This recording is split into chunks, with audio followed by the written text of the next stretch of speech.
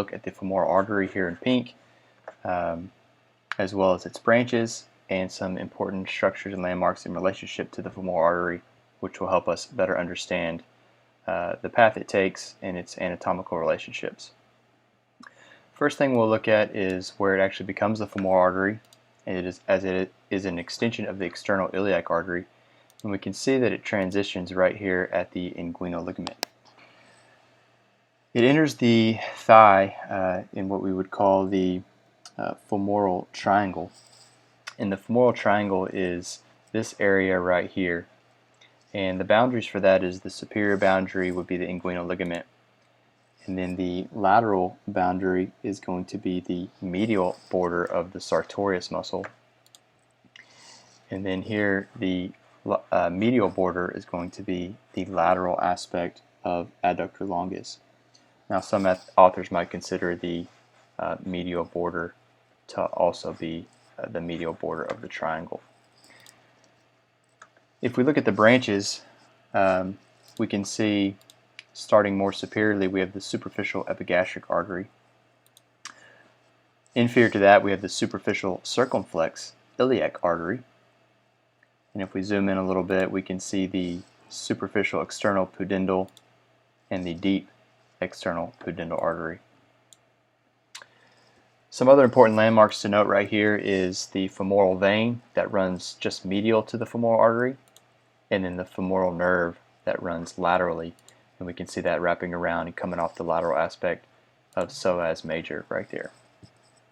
The next branch we'll look at is the deep femoral artery, also known as the profunda femoris, and this is the largest and most important branch of the femoral artery, as it is the chief source of blood for the thigh muscles. And if we were to follow that down, we could see several branches that come off of it as well. If we follow the femoral artery down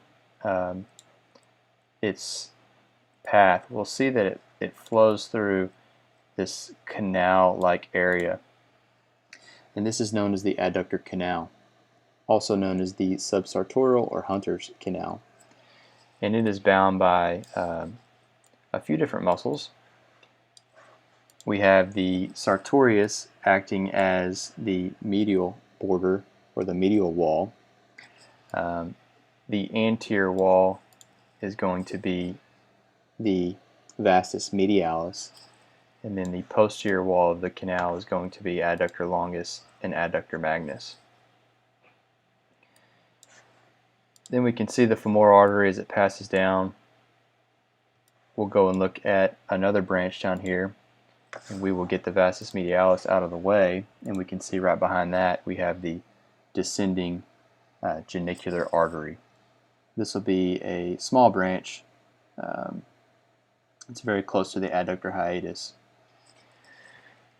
If we look at the posterior aspect of the leg, we can see where the femoral artery exits the adductor magnus at what we would call the adductor hiatus.